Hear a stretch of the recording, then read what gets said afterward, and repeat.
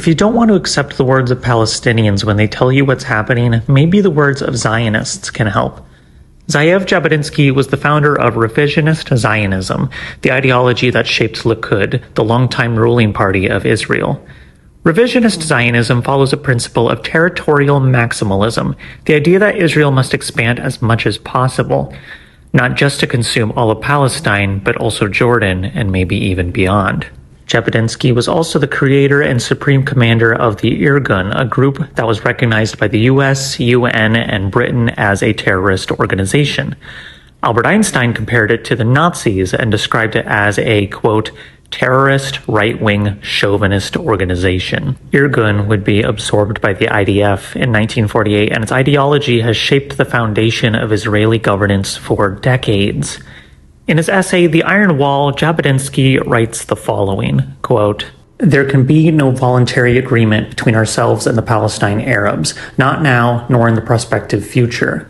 Every native population, civilized or not, regards its lands as its national home, of which it is the sole master, and it wants to retain that mastery always. It will refuse to admit not only new masters, but even new partners or collaborators. This is equally true of the Arabs. Our peacemongers are trying to persuade us that the Arabs are either fools whom we can deceive by masking our real aims, or that they are corrupt and can be bribed to abandon to us their claim to priority in Palestine. We may tell them whatever we like about the innocence of our aims, watering them down and sweetening them with honeyed words to make them palatable, but they know what we want as well as we know what they do not want.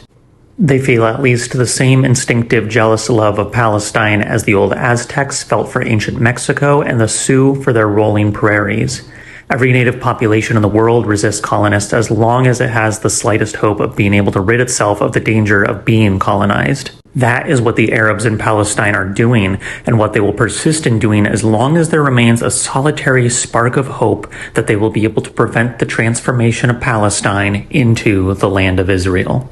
Zionist colonization must either stop or else proceed regardless of the native population, which means that it can proceed and develop only under the protection of a power that is independent of the native population, behind an iron wall, which the native population cannot breach.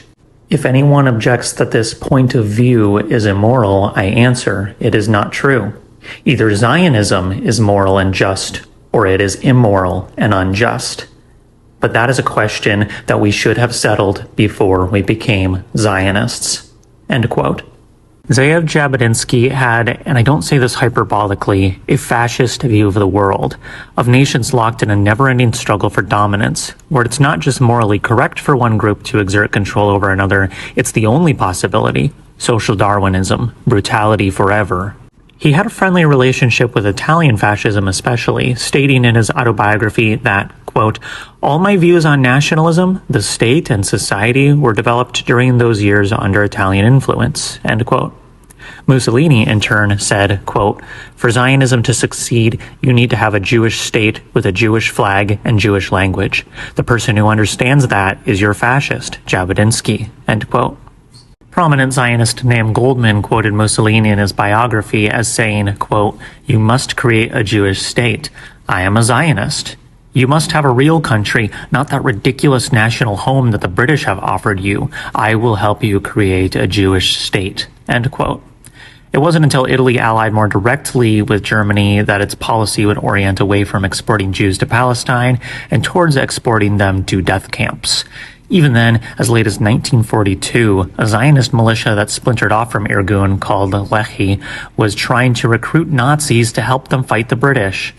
Despite his fascist lens, Jabotinsky understood very clearly that the Palestinians are an indigenous people of that land and that the Zionists are settler colonialists.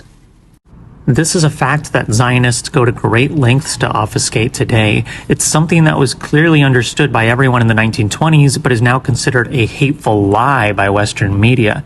If you think that Jabotinsky was some fringe figure whose influence I'm overstating, you should know that in Israel, the following things are named after him.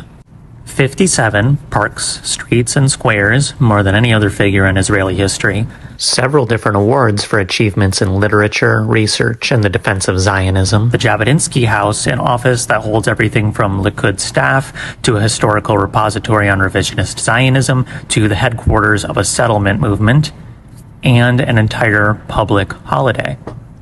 If you don't believe Palestinians when they tell you that they're the victims of settler colonialism, just listen to the Zionists.